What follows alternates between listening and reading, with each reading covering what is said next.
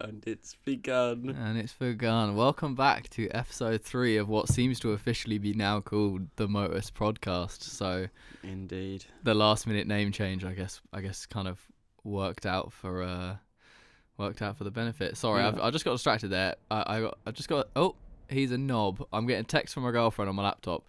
My dog's just eaten four naan breads and a pack of tortillas. It was shredded into microscopic pieces of Plastic. yes. The bread was very much inside his large, swollen belly. Anyway, I'm your host, Kelan Ryan.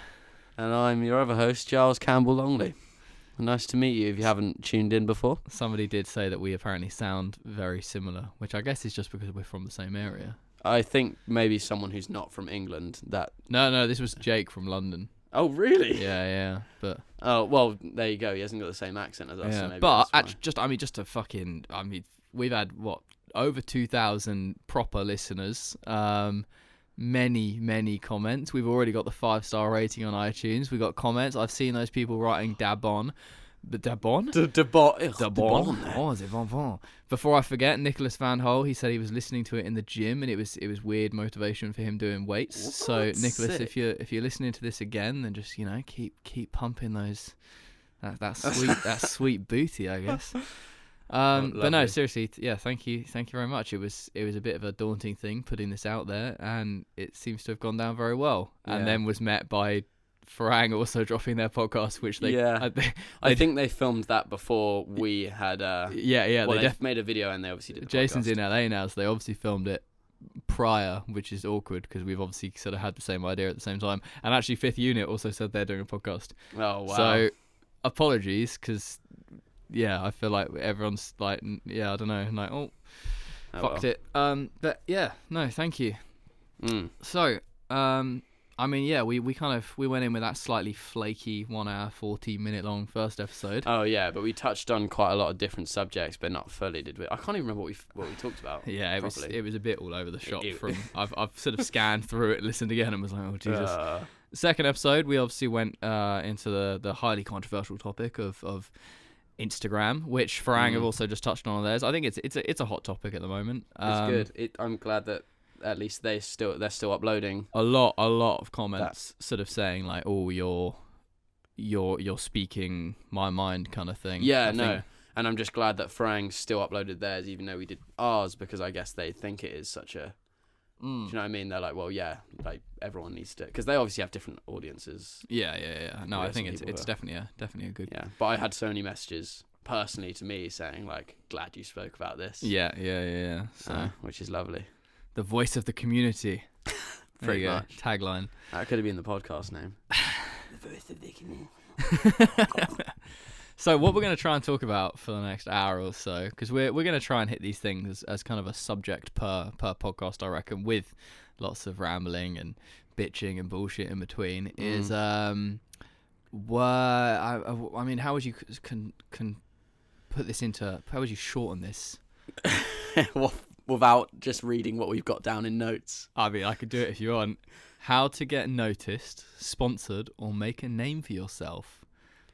And this is, I mean, you could take this as generally, but we're more talking about in the parkour community. But you could use this if you don't do parkour and you're listening right now, and that's sick. But there's definitely a lot of things you could take and apply to other sort of industries and getting work, especially given that the world now is so driven by social media, and a lot of what we're going to talk about is fairly sort of relatable to social media.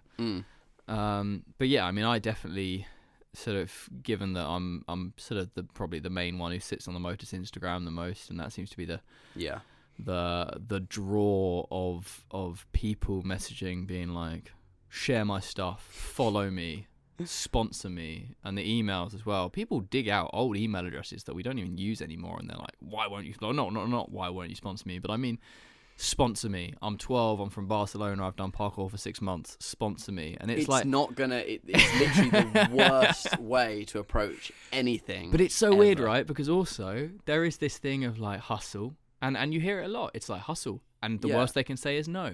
But or in some cases they just don't reply. It's the way you say it, because of course I had my like period of messaging loads of different companies, but it was on a works sort of side of things where I'd to be try like, and get, and I guess it's the like, same thing. I exist. I'm here. If you how need do you get any work. noticed as an athlete, right? Yeah. So you're trying to get your name out but there. But it's not like you need to sponsor me or like yeah.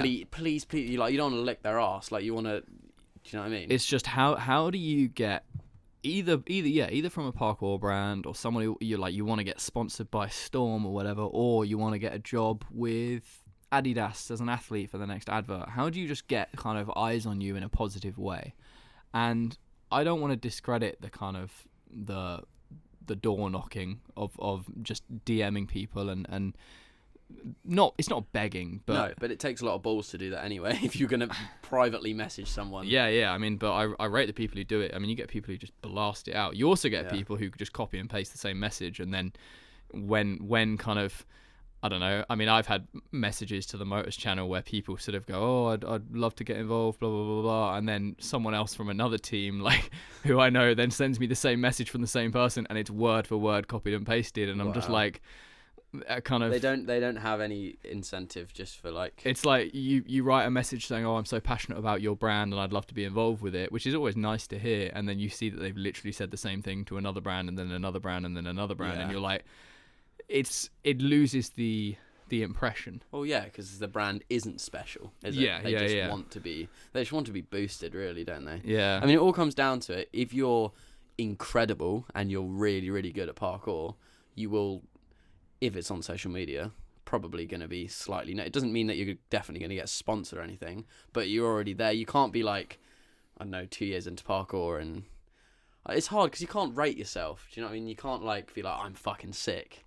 But you have to at the same time, like... Yeah, but you should have some form of idea as to, like, how good you are. And also, I think you'll be able to look at your peers in your kind of community and get a gauge of where you stand. And, yeah, I think that kind of... There is the baseline thing of if you are looking to get recognised on purely on a physical level, and we're not thinking about anything else, you have got to be of a certain standard. Because, like... If 70% of the community are better than you physically, and all you can do is 40% of them, and you don't have any other special thing, you're not some crazy good filmmaker, or you're not some comedic talent on Instagram, or it's just it's like, what's your USP? What's your selling point? And in this like this sort of developing industry and market and everything, like it does definitely help to have some form of USP. Like.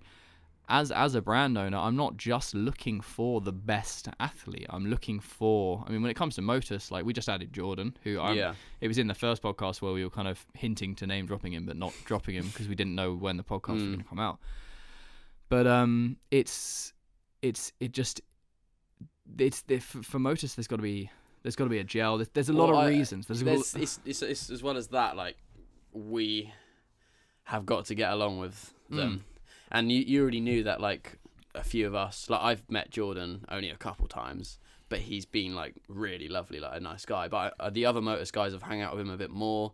Do you know what I mean? You wouldn't add someone who we are completely unfamiliar with. Also, there's just a feeling. Like, there's this... I mean, with Jordan in particular, because I'm guessing this is fairly relatable, and people can listen to this and be like, okay, well, what was his USP? Mm-hmm. And... I met him a number of times and always had an incredibly positive experience with. I mean, this is taking away from the fact that he is he's an outstanding athlete, and he's incredibly well-rounded. Yeah. Very good at flips. I mean, everyone's seen kind of big side flip prees, and his bar work is incredible. Personally, I will always favour a well-rounded athlete over like a one-trick pony kind of. Yeah, and I can do with a unique selling point, I guess, because he was total shit, but was like. Had some form of difference. If you can do some mad shit like flip wise, but you can't do like a small running rail pre or something like that, like I'm just gonna I wanna be boosting athletes who, let's say, because at the end of the day, like Motus is a brand, it sponsors athletes, but it would be sick if through the growth of Motus, the brands underneath the athletes underneath that got potential work. Yeah. So I don't know, because the channel's got quite a lot of attention, some brand sees Kelan and they're like, oh, we need you for a job. Kelan can go to that job and he is not... They can say, oh, what can you do in this environment? And Keelan's like, fuck, I can only do round-off triples on a sprung floor, but I can't do rail prees. Yeah. And it's like, well, exactly. You suffer, whereas a well-rounded athlete is so much more capable at kind of whatever you or somebody else might throw at them. But also, it's more sustainable as well. If you are that one-trick pony, then you're more likely to get injured, or you're just going to have a bad name for yourself. And we want athletes like, do you know what I mean? That they look safe when they're training. Yeah, that's one. And I think, so going back to Jordan, I mean, personally, every experience I had with him was incredibly positive. I got to see him kind of gelling with the rest of the Motus guys a lot. I remember For the Love of Movement, it was the after party night, and I walked into the back room, not where the party was happening, and he was just chilling with Johnston and George, and I think Kai was there as well. And just like, they weren't out drinking, they weren't out partying. I'm trying not to drink anymore, but I love a drink and I love to party. Like, I'm not saying, I sponsored him because he wasn't partying. Yeah. But it was really cool to see that he was like taking this opportunity For the Love Movement to like try and further a connection with Johnston and George. And then very soon after that, he was on the Breach tour, and Marks was like, we should sponsor Jordan. He's amazing. Like, I love him. So like, I was hearing from every side of the camp, like good things about Jordan. And I was like, well, this is sort of, everything's falling into place here. So, I mean, that might make you think, okay, shit, if I'm going to get noticed by a brand, I have to go and throw myself in their face and hang out with them a lot. No, please don't. But that sounds horrible.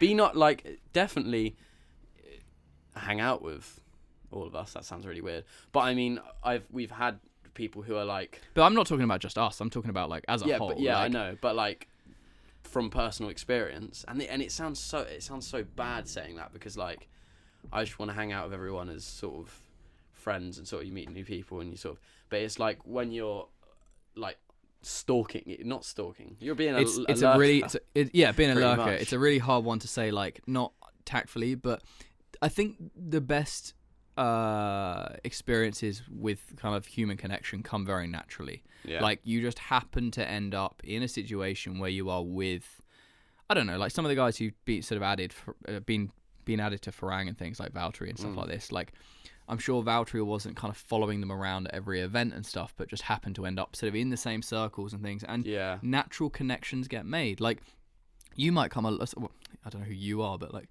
someone might come along and they might end up spending a day with half of the Motus guys, be looking forward to it just through some weird chance encounter, and actually might come away from that like, oh, that wasn't they're all dicks. Yeah, exactly. And that's fine. Like, I think you shouldn't force a natural connection. Like, you might end up connecting really, really well with another team and things. And I think we're sitting almost a bit too much on like how to get noticed by a current team. It's I think how to make a name for yourself. This is almost more important than like how to get noticed, because once you have that name, then you've got eyes on you anyway, and that's a big step. Yeah. But to get that name, how to stand out? Like, how would you stand out? Well, without standing out, for one, I just think you need to be at a lot of events and a lot of a place. Like, you can't be hiding away. Which I would say is because, I mean, a big thing for me, there's the physical. Yeah. And that's an undeniable thing. You have to be physically good. Like, you don't have to be the best. It doesn't matter if somebody can do this better than you or whatever. Like, I think you should be good and you should be well-rounded, but then there's a huge amount of work ethic, massive amount of work ethic, and that comes down to what Kelan was just saying about like just turning up to events. Like DK, the year DK popped off, he went from being like a nobody at One Art of Motion, and he kind of did pretty well, and some people were like aware of him. Yeah. And then that next year, he was at every single event in Europe. Like, I went to a lot of events that year. It was and he was good though. He was just present, like, for people to see. Yeah. He's in videos. He's putting out his own videos. By the end of that year, like, everyone knew who DK was, and then he won Art of Motion, and it was like, cool, this guy has cemented himself in the community. Yeah.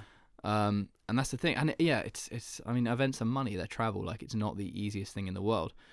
So it's not, that's one aspect of it. But I think also then we can relate back to what we were saying in the last episode of putting out content. Like, yeah, and I guess content on all platforms, really. Like, I mean, well, you don't have to, but you could just post loads of stuff on Instagram, I guess. But that's kind of like where everyone's sitting at the moment. For me, I'd be like, if I saw someone putting loads of content on Instagram, but then they had maybe even more long form content on YouTube, that's already different, because no one's doing that at the moment. Yeah. And I mean, there's aspects. Good. Exactly. I'm not saying do it about behind the scenes and stuff like we were talking about last time, because that's more of like a team sort of thing, I guess. There's so many aspects of content that you could be putting out that are not necessarily just you being like, if you are undeniably good on Instagram as an athlete, but then also you're churning out content on YouTube that is maybe more you as a filmmaker, or maybe on Instagram, as well as being an athlete, you're also putting out your edits or your photography, because also it's this thing of like being a multi-talented person or a multi-skilled person is you become an asset to anyone who's looking at you. Because Jordan's sick at photography. Yeah, he's incredible at photography, and that definitely factors in, because it's like, oh, sick. Like, let's say we did a smaller trip and it was like me, Kelan, Max, and Jordan. Like, out of those people, I know Max is trying to shoot a bit more on film and stuff at the moment, but like Jordan would be somebody who I would be like, Jordan, you're clearly out of all of us the best photographer here. Like, can you get on the camera and shoot some stuff? Like, so just to get a name for yourself is, you don't want to get a name for yourself just as an athlete, because you're putting all your eggs in one basket. Like, you want to get a name for yourself by putting yourself out there, kind of. I can offer you this. If you sponsor me, I can make videos. I can take photos for you. I can deal with like promoting myself. Even like Harry Gallagher, Nightscape, like his he's known for the content he puts out, and especially a lot of the urbex stuff, but it was not just because he was like, oh, he climbs buildings. It was like, he climbs buildings, his personality, he's good, he knows how to market himself. His videography, his editing is very good. It's snappy. It's really good, and also his photography is on point.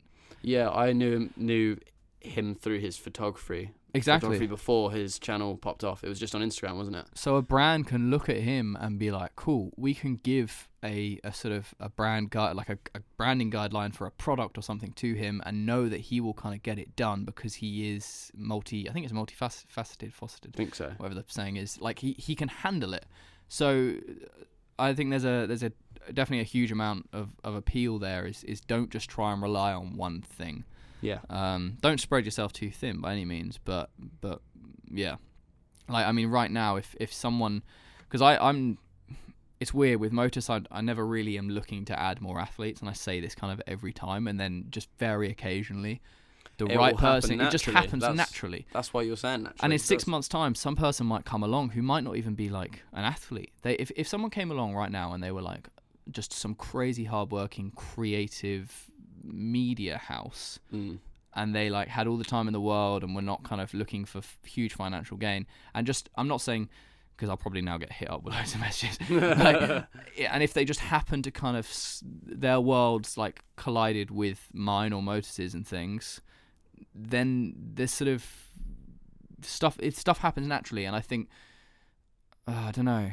I know what you're saying. It's like, I'm not saying aim to like collide your sort of your world with someone because you think you can offer them something, but I don't really know where I'm going with that. But I think, have you got anything else to say on this? There's something that I was thinking about a while ago. I was gonna say, although yes, this is, I guess, how to get sponsored and stuff, or how to get noticed. Grab a couple of your friends and make a team. If you don't really feel like working on your own is going to work, then if you have a bunch of people who you're training with at the time, well, that's the thing. Literally just be like, okay, let's all start making videos together, and also you're going to have fun along the way. Yeah. And then, in the next year, suddenly these videos are getting more shared around, and you're turning up to events as a team. Yeah. You have that team vibe.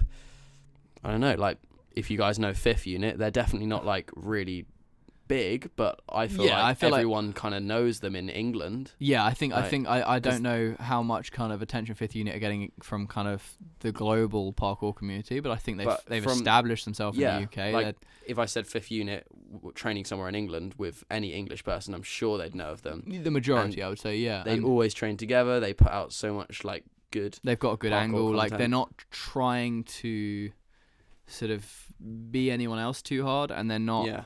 They're also not like sort of trying to throw themselves at anyone else too much. Like, they're kind of just doing their own thing and like, yeah, just grooving along, and it's working, because also the benefit of adding more people is you add more sort of skills, you add more creatives. Some people are nothing more than athletes, and I don't mean that in a bad way. It just, some people do not take naturally to filming, editing, or they don't have a passion for it. And if you don't have a passion for something, like, don't force it, because if you're not going to, don't do something you're not going to enjoy.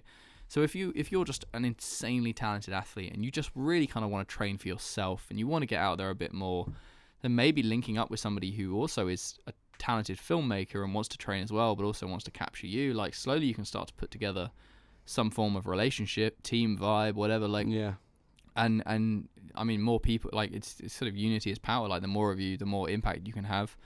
You can generally get stuff done faster, kind of more effectively. I definitely enjoy more working with at least more than just myself. I mean, it's hard to hustle on your own in this environment with social media as it is. Like, it's really, really hard to get yourself out there. So it's a battle. So it does definitely help to be a team. Yeah. But say you've got no one else you're training with. You're training by yourself. You don't have enough money to go to jams. You live in the middle of nowhere. I've seen it before. I've seen people who live in places which only snow. Yeah. And they make parkour videos. Yeah. Like, you just need a tripod, and nowadays just your phone. Like, it doesn't matter, but as long as you're constantly reminding people you exist by posting things on Instagram or YouTube or whatever, doesn't matter. Like, people are going to know you're there. The better you get. Like, exactly. And I don't think this new kind of wave of algorithm-driven social media has even changed that. Like, even back in the forum days, like, unless you even if you lived in Finland in the snow, unless you went out and made a video, like, people are not going to know who you are. No. If anything, now it's easier. As much as you've got to be fairly consistent and you have got to post a lot to kind of rise to the top, not the top of, like, the skill level or anything, I mean just to be seen. That hasn't really changed. And I think you've just got to be persistent and patient. Like, this kind of thing does not happen overnight unless you blow up off of like a single trick or a sketchy bail where suddenly you might jump 1,000 followers. But then if that does happen, you've got to be smart about it. You need to be like, right, this is blown up. You need to back up that, like I was lucky that when I did the Kong front over IMAX, even though loads of people have done it, that blew up, and then luckily I had so much footage saved over that I hadn't posted yet, and I was like, right, I'm just going to upload daily from now. Yeah. And it honestly worked so much better than I thought. Like, that's what you need to be doing. If something blows up and you don't want people to get bored of you straight away, you need to be just posting. Like YouTube. I mean, Stora did the same thing. Yeah, when they got their first viral video, they were like, this is our chance. You just have to kind of, like, you get a new subscriber because that person's like, wow, that was sick. And you've got to, like, remind them why they subscribed to you or why they followed you and stuff like that. And like I said, it's persistence and patience. And although kind of, I don't know, posting a clip and, I got 10 followers today, normally I only get 5. Like, that might seem small, but you've just doubled you've doubled your kind of daily following or whatever. Like, it's just building that growth. And eventually, like, you will get there. And I think, I mean, I'm not really an expert in hashtags and everything like this. Like, occasionally I'll get sort of, somebody will use the Motus Project hashtag and it'll be sick, and I'll just be like, who the fuck's this guy? And I'll follow them because I'm like, whoa. Yeah. And so stuff like that does happen off the back of hashtags and things. I don't know, I honestly can't be like, use hashtags, they're the most effective way to get noticed. I mean, I don't know how much they help. I just hashtag loads of random bullshit. Yeah. It's just graft. Like, you've got to be good. You've got to have a USP. And also, like, try and look at this whole thing. I mean, let's really refine this down to just parkour, free running, whatever you want to call it. Like, do not be sort of controlled or put in a box by how everyone else is doing it at the moment. Like, Marrero came along whenever it was, and they just started putting out comedy and tunes, and it was like so refreshing. Yeah, it was so nice, and it was just like everyone had a reason. Like, no one else was doing it, so it was like, well, obviously I'm going to follow you because I want to see this progress. Yeah.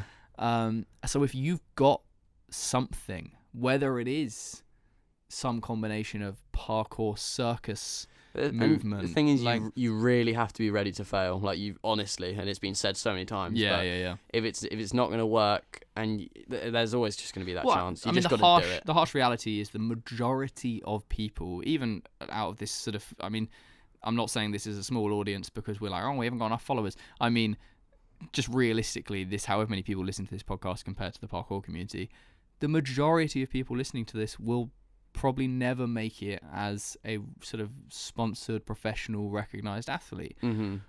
And I mean, that sounds savage because I think because in this sport at the moment it seems so obtainable. Like it feels like everyone knows someone who has kind of gone from nobody to like being recognized, and quite easily the professional is being thrown around on Instagram. I'm a professional athlete, and all this is kind of being thrown around. Everyone knows somebody, so it seems so attainable. So everyone wants it, and I don't want to say is like you're never going to make it go work in Sainsbury's. Like, I just mean like it's really, really, really, really fucking hard. But the sport is at such a good place regarding the growth in the industry that there are so many other avenues for like work. Mm-hmm. Like when I was much, much younger, I worked. I considered myself semi-pro. Like I was earning chunks of money from jobs and parkour related stuff. Yeah. But I mean, it was never going to be the long run for me. And thankfully, I kind of threw myself more onto the video side of things, and then now the brand side of things. Not because I was like, I've got to. No, I guess I was. I was like, I've got to stay connected. No, that was it. I've got to stay connected to parkour, and I'm not going to be an athlete forever. Yeah. So that's the thing you could do. You got a bunch of options there.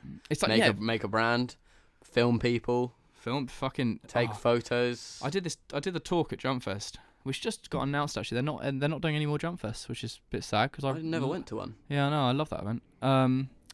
But I kind of, when preparing for the talk, I realized like such a good way if you're a filmmaker or even an athlete, with the rise of gyms, especially in the US at the moment, is like, if you want to get more of a reputation, if you want to do more with yourself or your skills, and you want to, you might not earn money straight away, but there are not a million, there are loads of gyms in the US that need more content being put out. And nobody particularly likes working for free. But go to those gyms if you're a filmmaker or even if you're an athlete and just say, hey, I'm going to publicize you. I'm going to put you on the map, especially if you're a good athlete. Like if a good athlete starts putting consistent content out of a gym, everyone's like, where is this place? Yeah, because they get... And the same for filmmaking. Like if you're a filmmaker and you just want to hone your skills and things, go film the lessons, film promo stuff, film adverts and things. The gym might not pay you anything initially, but if the customers start rolling in because your content is being seen more, or maybe you could even strike up a deal where they use the content that you've produced to make Instagram adverts and stuff like this, like you could get a small bit of revenue just on the side, but you help out the gym, which in turn helps out sort of the owners, which are, I'm assuming, are people within our community, and it helps out more people come to the gyms. And like there's a lot of giving you can do in the early days, both regarding you as an athlete or you as a creative. Even writing, like there's all these different things that people who are, I mean, so many people can write. Like we all went to school. Yeah. We might not, like not all of us are necessarily the best at it, but like we all have a level of skills that we could give. And you can provide a need for yourself for other people to want you and want your skills. So it's not just getting noticed as an athlete. But Kelan, what's the definition of pro? Because we just rolled back to that and I saw you smile at me. Yeah. Well, we were talking about it the other day, I swear, on the WhatsApp group chat, right? Yeah. I mean, I don't want to get it wrong. I'm pretty sure it's just someone who makes money out of their profession, or is that the wrong word? As far as I'm aware, the definition of professional is someone who makes like properly professional is somebody who makes a full-time living. Yeah. Semi-professional is you earn sort of money, but it's not enough to like cover everything. Yeah. Okay, that makes sense. And yeah, so you definitely get a lot of people who are like, oh, I'm sponsored by Take Flight, I'm a professional athlete, and it's like, but you work at Whole Foods. Yeah. It's like you're not professional. Like I don't but that doesn't mean you shouldn't treat yourself like professional. I think it's just what that you just got to have that slight little bit of, it's just annoying because it's like, and actually to be honest there are very few professional athletes. Yeah. Very, very few. Because there's not, I know that it seems like there's loads and loads of parkour brands, but is there any parkour brands that can turn people pro? And that sounds really weird. Because you turn people pro by giving them a full wage, right? In the skater way. Yeah, but there's no parkour brand yet. What, Stora? Yeah, but they're not. They can't turn people like.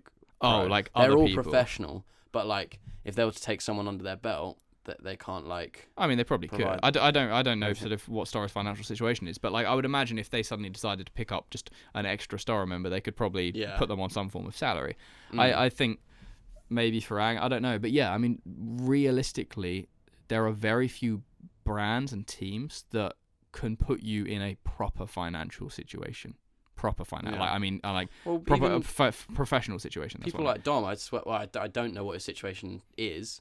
I just know that he's with Farang and he's also doing stuff with Red Bull, I think. Yeah. So Dom's basically he's got loads of different things going on, right? And that's how he lives. It wouldn't be just through. No, but I mean, Dom will get some form of income from Farang, as far as I'm aware. Dom is a professional athlete though, because his physical skills. I mean, because you can split your financial income over different streams, but if it's all because you're an athlete, then that means you're a professional athlete. Yeah. So, technically, you could consider yourself. Could you say you're a gym coach and be a professional athlete? It's kind of you're more professional. No, because you're a professional coach. Getting the money. You're getting professional coach. Yeah. Not a professional parkour athlete.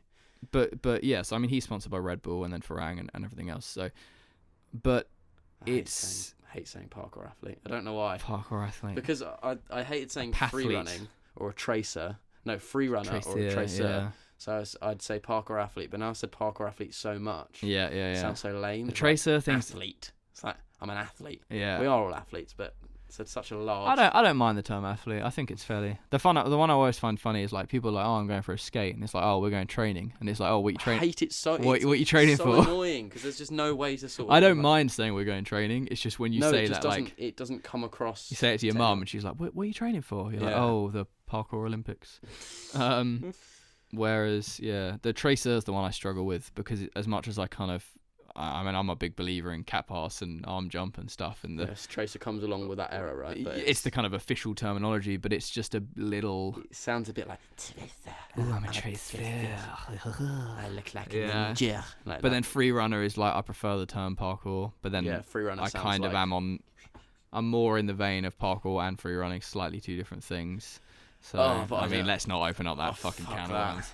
I literally don't care about that. Yeah, I think people have argued over that for the last 15 years, and it's finally calmed down recently. It's just like, cool, let's leave it. Like, I will refer to different styles of movement as different things, just for kind of clarity's sake. I just want it to be the same. I was about to say we're about to go into it. No, let's not go into it, but I just like that all of us just train differently. I know, that's it. I love it. Because otherwise it just looks like we're doing different sports. And that's why it's so good to be well-rounded. Because the sickest thing, what the sickest thing is when you meet someone and you think they're just like a flip guy. Yeah. And they're not. And they can do some sick stuff. And you're like, fair fucking play. And the other way around, like you see some guy who's just like, just spamming big Kong Prees and things. See, I said Kong Pree, I mean cat pass. No, like, Tim Champion, I didn't know for a while when I first ever saw him training and through videos. He looked like a precision parkour guy. He's got so many fucking flips under his belt. I mean, he is like a proper ex-gymnast. But I didn't know that. And he doesn't look the like sort of way he trains. It's like it didn't look like that. And then suddenly he's standing like 20 foot away from the mic. Oh yeah. It's because Keelan's just trying to scale up and pretend to be Tim Champion. No one can. I mean, I would disagree. I'd say Tim Champion looks like the most athletic gym guy in the world. Like his frame is like, I've trained rings and I can do the iron cross for 9 minutes. Well, yeah, he's a fucking monster of a man. I want him on the podcast. Monster makes him sound nasty. He's a lovely man. I love him. I want to get him on the podcast. Dom actually reached out. He said he wants to be on the podcast. So that'll be. He said he's coming to London in May, I think. So we should. He'll be on the podcast then. Oh God, is he going to be around when we're doing Soul Destroyer? That could get dangerous. Dom is right now. All right, I'm predicting this. Dom is going to confront every single big Kong Prix in the world. He's just going to go around the world. He nearly probably has done it. He did the one in Barcelona. Did you see the other day? Yeah, which is horrible. Fucked. I haven't seen it. Oh, I mean, it's like. Would you do the Kong Prix? I wouldn't. It's really. Physically maybe I could. But no, like it's not my thing at all. It's too big. Like I can't. I almost feel like doing it to the higher levels nicer. It's still quite sizable. Ollie really Thorpe did that the other day. It's really big, but I feel like it's just less of. I mean, Ollie Thorpe, I think, put it up, and I think he said it was the biggest Kong Prix he's done. Oh shit! And he's got big boy Kong. Okay, I've never been in that spot, so. I feel like you at your prime could maybe. No, I don't even mean maybe. I feel like you, physically and mentally, probably would. If it was the right day, kind of thing. If my body wasn't. Gonna shit on myself. But yeah, I mean, the Kong front it's just the blind factor. You can see him spotting every shoulder. I know. I just still don't understand that though. I wouldn't be able to train like. I rate it. I know it's so sick because he travels. I mean, there you go. He's a pro because he's always training and he has like a video nearly every day. He is one of the most game-changing athletes of the last couple of years, and he's just constantly backing it up because people are like, oh, he's a bit sketchy, and then he does stuff so like. He's not. He can be sketchy. Yeah, he can be, but I think the reason why he seems sketchy is because he trains so much more than anyone else, and also so that there's more bails. And I don't think he's afraid of posting his bails. Of course, people hold them back, but if you're training as much as Dom, which is pretty much every day, there's going to be more bails. And if you're going as hard as he is, yeah, exactly. Like if you train like 3 times in the week, there's going to be less bails. Also, he's built like a fucking. He's got such a good body to like take a bit of impact and like brush it off. Yeah, and I swear his mum's like a physio person. Oh, is she? I could be wrong. I feel like I have heard something like that. Yeah, I was asking him about it. I think just goes back and gets fixed up. And he's like, does a couple of months in Australia, like. Snaps him back into shape. He's like, all right, back to Europe. But no, and I mean, he's another, like, he was just, Dom was the front flip guy, but actually, like, he is so much more than that. Like, I don't know if I've ever seen Dom do a huge double Kong or something like that. Like, but he has done. But he's done some. He has got like a big everything. Oh yeah. Dom's got a big everything. Find out next week if we disclose the dimensions. But no, he's like, he's very well rounded. Yeah. But I mean, let's sort of round this back to sort of how to get noticed. I mean, Dom has been around on the scene for years. You look at early Farang days. I looked at a Farang video after I was like, I only just started realizing who Dom was a while ago. Yeah. Looked at an old video on Farang and I was like, what the fuck? There's like one, just like a clip Reece of James Dom. and Dom. Yeah. But they were just in like a party. Yeah. And I was like, what? Like. And he said, I mean, I feel like he's never not. He's always. I mean, he's definitely upped his training in recent years, but he's always been about and he's always grafted. But it takes time to get on the scene, especially I think when nowadays a huge. I mean, Australia has a massive scene and it's really popping off, especially recently. Like Ausgang have had kind of a bit of a resurgence and things. Yeah, they're doing some amazing things. Brody and Dylan and things killing it, but he was constantly coming to Europe. Like constantly, last few years he's just in Europe maybe twice a year. He's been hitting up the US a lot, so he's so in everyone's faces that you can't not recognize him, you can't not see him, and that is such a huge aspect of like getting noticed. Like it was, and I don't know. There's a number of other people I can think of who just in your face and constantly kind of doing stuff. Like Scandra he's another one. Like he's getting. I mean, I don't. He is already very popular. I'm not leaking anything because I don't know anything as a fact, but I feel like people have probably spotted this on Instagram. But he's been getting sent a lot of Red Bull and being sort of, he was at Red Bull offices the other day and stuff like this. So suddenly it's like, well, maybe all this hard graft he's putting in, he deserves it. If he gets picked up by Red Bull, and he's killing it, like the descents he's doing. We spoke about it in the last one, the first one. Like, so he's like a UK Dom almost. Yeah, in a way. Like, he is he's also well rounded. He has got a lot of. I mean, you see loads of flips by him, but he's actually good at parkour as well. But yeah, so I fully wouldn't be surprised if that happens in the near future. That'd be really cool. Which would be sick. That'd be the first UK athlete on. Since Ryan Doyle, yeah. Since Ryan Doyle, yeah. Is he still on Red Bull? No. As far as I'm aware, he got dropped, I think. Oh really? I'm pretty certain he's not on the website anymore. Oh, so well. Anyway, yeah. But yeah, and I think, I mean, to reiterate what Kelan was saying, like, get together with your mates, put a team together, like, and it is, if you live in, I don't know, I want to say Morocco, but some beasts have come out of Morocco even a few years ago, like Didi and Aboudi, like, people have got their name out in Morocco. So, and I mean, and Didi and Aboudi, like, they came out and they blew up because of the physical. Like, they learned how to congainer on sandbags and were doing round off double backs on concrete and things. So that's the reason people started to realise, because we were like, crazy. Who the fuck are these guys? So you can't, if you want to make it as an athlete, like, you can't be looking at a 4-foot curb jump pre and being like, oh, I'm ready. Like, it's just simply not going to happen. But keep grafting, keep being persistent, throw yourself into situations, like, go to events, travel, because it'll make you better as an athlete. It'll make you feel, I mean, you'll develop, it'll make you feel more confident. You'll meet so many people. You might even meet people who might end up being a team, like, with you. Like, Farang is not a team that lives in Bangkok together. They're an international team. So the idea of if you live in Morocco and someone lives in France or something, like, why couldn't you be in the same team? Yeah. Like, it's definitely not as easy. You won't train together all the time, but there's be open to chance and relationships and just constantly put yourself out there. And I think, yeah, be friendly. I think it's a hard one. I think just don't. I don't want to say don't spam people on Instagram. Just know when it's time. You got to provide people with value. Like, this guy messaged me the other day and was like, "Can you repost my thing?" And I looked on his page and it was just kind of fairly average. And if you're listening to this person, there's about 20 of you who've done it in the last month, so don't feel like I'm singling you out. But yeah, I mean, it happens a lot. People just go, "Can you repost my page?" And sometimes they get ignored. Sometimes I sort of say, "I'm sorry, I can't." Because the problem is, if I repost one guy who's sort of, I don't want to be mean, but average. Yeah. Then everyone else who's average is like, "Oh well, I can get reposted." But and also, what does it do? I don't like, even if you are really, really good. Is it just me? But I just feel like messaging someone like, "Can you repost this?" What does it do? It sound like you get a few extra followers. I just find that rude almost. Like it's you don't know.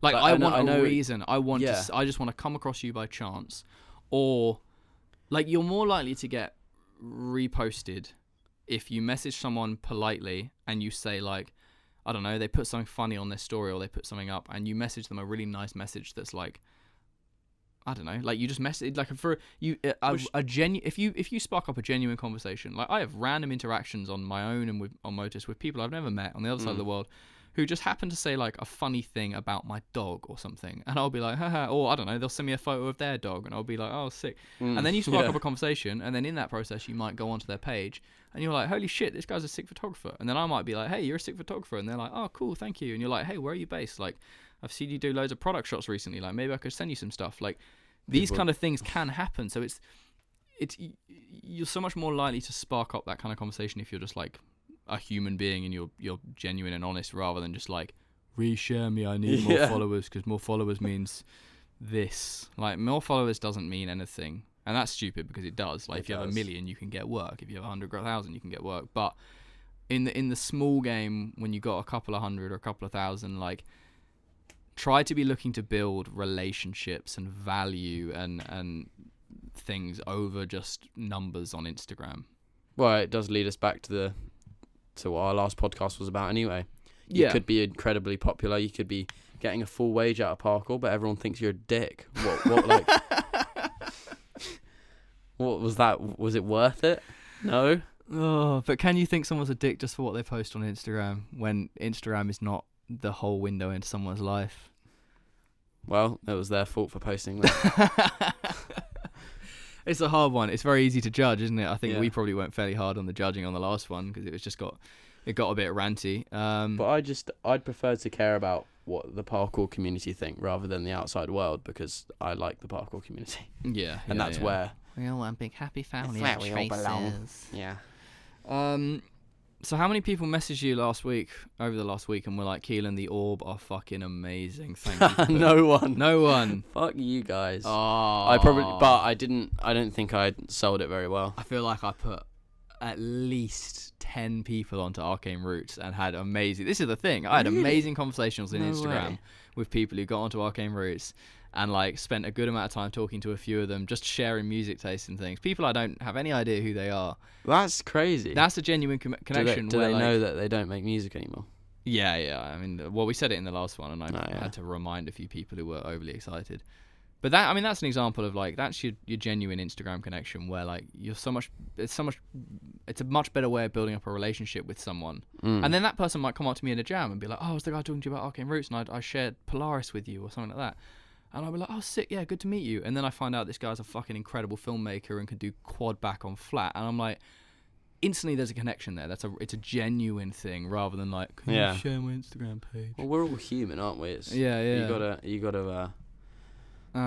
But yeah, I'd like to point out that Kelan also loves Arcane Roots, and we've shared many a good gig together with me and him. Yeah. So it's not like I like better music than him. He likes. No, I pretty much like a lot of the music you like. Yeah. But I wanted to not feature like a similar. Well, and you're to what you're. Yeah, and you're very I mean, I'd like to say I've got a fairly diverse music taste, but I think you are fucking I got really weird, like as in spectrum. Yeah. You got some heavy, like not heavy, as in you're way further kind of a field. Yeah, to places where people would be like, turn this off if I had it in the car. Well, no, but I get that because I get like turn it off, they're shouting at me, whereas you get like turn it off, it sounds like I'm in a sphere of water floating through space. Yeah, that's what my dad does. Yeah, good old Noel. Yeah. Keelan's opening up Spotify. I'm not going first, but I'm just scared because I need to have a look at what I've been listening to. We forgot the Music Minute on the last one, and had a number of comments being like, "You didn't do the music." Actually? Yeah. People messaged me. They were like, "You didn't do Music Minute." I waited all the way through. So apologies for that. We got a little bit ranty, but we're doing well in terms of time here because I think. I don't want to make these podcasts any longer than they need to be, and we're pretty waffly people anyway. So I think we'll move on to the Music Minute. Kelan what are you even? Well, I'm just trying to find something because most of the time I'll be like, I'm listening to this because it's fucking sick. I'm freaking out inside. I don't know which one to recommend. Really? I've got so many different choices. That's what I'll say, and then that's it, and I'll be like, oh, it's just good, isn't it? Just listen to it. Because I don't have... Because you got a minute. You got a minute to sell it, and I obviously sold it better. Because you were like, you did. Listen to the orb, they're a bit trippy. It helped that it would help if you were in the room, because then I could like... I was having a wee, wasn't I? Yeah, so I was like just alone with a computer, trying to sell this to a computer. Yeah. It was pretty horrible. But I don't know, I'd say... Alright, well, we can time Are we going to go in? Yeah. Are you starting? Yeah, I'm starting. Okay, we're gonna wait. We got. It's gonna be hard to sell it. 9 seconds. All right, but so I can tell you why. 7, 6, 5, 4, 3, 2. Welcome to Music Minute. Here we go. Okay, so I'm choosing Orbital, not the Orb, because I chose the Orb last time. Orbital are from Otford, which is literally the next village over from me. They are fucking wicked. Weird trance electronical weird music, and when they're live on stage they wear massive glasses with massive beams of light I want to see them live, and I don't know how to sell it to you. You got 40 seconds. Keep going. Just look it up on YouTube. Look up Orbital Satan and watch it live, and you'll understand why I fucking love it. Is this the one with the crazy music videos? You still got 30 seconds. Keep really going. Okay. Yeah, they put on crazy light shows, and they just mix up so many different. Is this one with the sick music video? I don't know. The top-down shots of London. Yes, that's the one. That's a good one. What's that song called? Come on. That's called Tiny Foldable Cities. Yeah, but you should listen to Satan first and look at the live show. All right. That's all I got. Like, you can talk about your politics and the. Oh no, you're done. Stuff. Shut up. You can. I think that was a minute. I looked away from the clock because I was getting distracted. But it's hard because mine doesn't. I'm not selling it. I'm just saying. Mine doesn't say anything. No, I don't know, because last time I went for Arcane Roots, which were kind of heavy-ish. I mean, they are heavy, yes. I don't know whether to go down the heavy tangent or to go down the like, let's show Giles' more diverse side of the music tastes. But probably something I'm a little less like aghast on. Yeah, I mean, it's. I'd say it's nearly easier for you to talk about metal, and like you could say and Shikari or Architects. Fucking hell, stop dropping names now. Well, it's just easier to talk about because there's a lot more going on. It's because they have more depth and substance than Orbital, who make beepity boppity house music. They do make beepity boppity. It was before house was lame. Yeah. It was when it was new.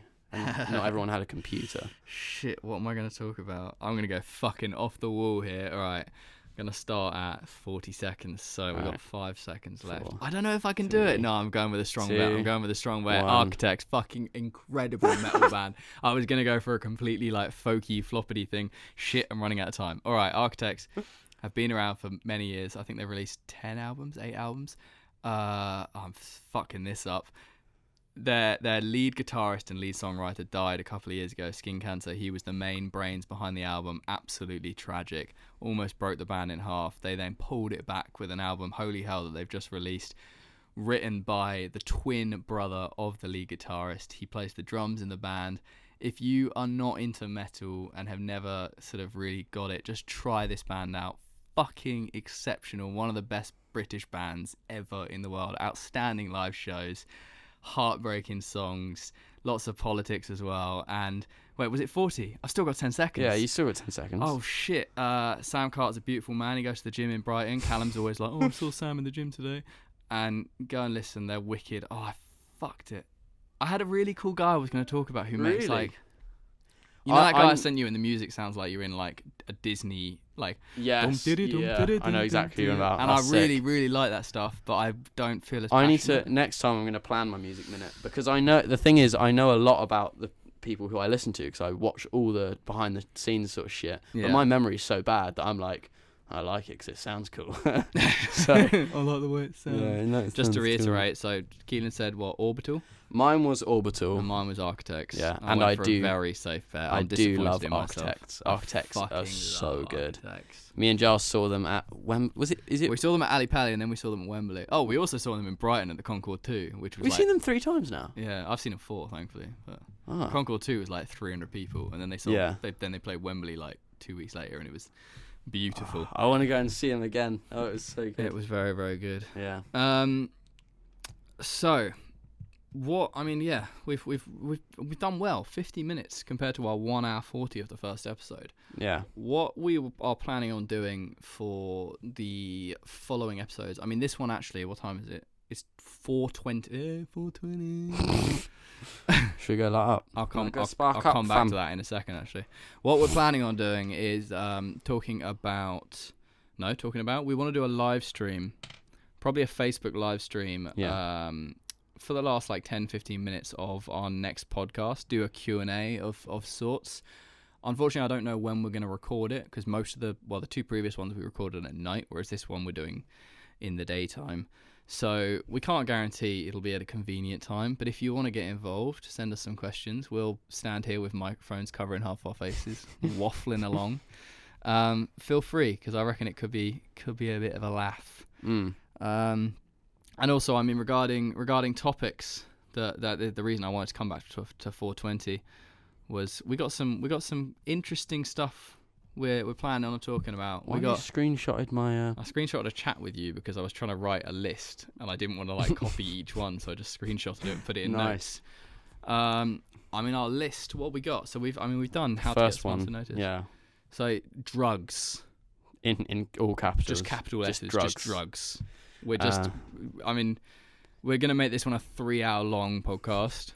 Each hour we're going to up the dosage of our drug of choice. See how much we're dribbling by the end of it. Yeah, it's fun. No, drugs within parkour, a topic that is very... it exists. Yeah. Not talked about a huge amount, but... Not really. We're going to go fucking all in. Yeah. The rise of parkour fashion. Yeah. And just generally the sort of the industry of building or making clothing within the community, within the sport, and I've got quite a lot. I'd say also just the timeline of parkour fashion. Yeah. You know, I could even come in next week. I'm looking forward. Keelan's looking back. Have the years all the way across, have little pictures and stuff, but you can't see it, can you? The baggy trousers and Kelan Giles. It started at baggy trousers. It might be going... Well, I can't say anything else. Anything else. We'll wait. Motus' partnership with Kelan Giles coming 2020. Yeah. How to start a brand, which I think is we could piggyback off the back of kind of how to start a team and everything else like this. But yeah, I think there's a lot to be said about how to start a brand. Yeah. And how to do it. I mean, when I say brand, I mean, or even how to just business within parkour. I think we can talk about and how to make clothes at scale. Which I mean, I don't know why. Did I write that? How to make clothes at scale? I wrote this. Oh, okay. Hence the blue, but I guess that's you thinking that you wrote it. Yeah, that really confused me just then. Making clothes at scale sounds like a really weird thing. That would be comboed in somewhere of how to start a brand and the rise of parkour fashion. But I think there's a lot of people out there who are desperate to sort of get into. I mean, it's a really fun thing to do. It's a great kind of it's fun. It's productive. It's a way to make money. It's a way to build something. I don't think it's something that should be rushed into, but I have learned some horrific mistakes along the way. I think Keelan's witnessed a number of them, and I think there's different things we can talk about there. So that's some of the stuff we got coming up in the next few weeks. But please DM either me or Giles of your any ideas, any topics you want us to talk about, because DM. we can forever grow this list. Actually, emails are annoying, aren't they? Yeah, DMs, Instagram, whack us a DM. Yeah. Let us know if there's anything you want us to talk about. Please DM me a video of you watching Satan by Orbital, because I'm just a loser. No one likes dancing. Me. Yeah. And I've lost the notes. I fucked it. What was the final thing we needed to say? Like, subscribe, and rate. Thank you to those people who fucking done the old 5-star rating on iTunes. A lot of people asked for it to be put on Spotify, which I managed to sort out, thankfully. Cool. For some reason, the podcasts I listen to, they always talk about needing a 5-star rating on iTunes, so I'm just regurgitating that. Do it. But yeah, please. The support has been insane so far. I really didn't expect it to be like this, so thank you very much. And I think we've just got to aim to keep this thing as consistent as possible. Hopefully get a little less waffly so that we're not wasting your morning, afternoon. If you prefer the waffles, that's fine. We'll get rid of the pancakes. In with the waffles. We'll love it. Also, if you want any specific guests, yeah. Same thing. The podcast currently is a fairly office-bound thing, but I mean it's a laptop and 2 microphones, so we can put this thing in a car and go somewhere. Yeah. I mean Dom obviously reached out saying he wants to be on, and I think we can try and get some people on as soon as possible. Indeed. So let's make it happen. But yeah, thank you very, very much. And jingles. Wait, hold the fucking phone. Jesus Christ, we almost just ended there. I need jingles, seriously. Because at the moment, I'm not really editing this because it's effort, and I think you can put up with a bit of umming and erring here and there. But a lovely little intro jingle and an ending jingle. Whether or not, I mean, if you need me to, I'll sing a little song separately, little recording, kind of da-da-da-da, welcome to... Like, we can work, I can do some auto-tune, whatever. Like, I just want a jingle at the start and end. So if anyone who's... You don't even have to be good. You just open GarageBand for the first time in your life and just bring up like the MIDI keyboard and smack some shit. If anything, probably not worse, but the more cheesy, the better. Hold the phone. Here we go. Okay, you have 1 week. Let's say by next Friday, I need the worst jingle possible. And if you really need me to, wait, here you go. What are we gonna do? Okay, I'm gonna go. Welcome to the Motus Prodcast. Did you deliberately mess up? I kind of did and I kind of didn't. I wasn't sure which way I was going to go. It kind of works. That is your fucking... Cut that out, whack that in a jingle. The worst sounding jingle you can possibly make, as long as it's not like... or if you've got a metal scream. Yeah. Yeah, perfect. Make it happen. You've got till next Friday. I guess you can DM us or we'll work it out. Just hit us up on Instagram and we'll make it happen. If you use a guitar, then you're in the top 5 already. Some technical guitar. Yeah. All right. Love you. Bye. Bye.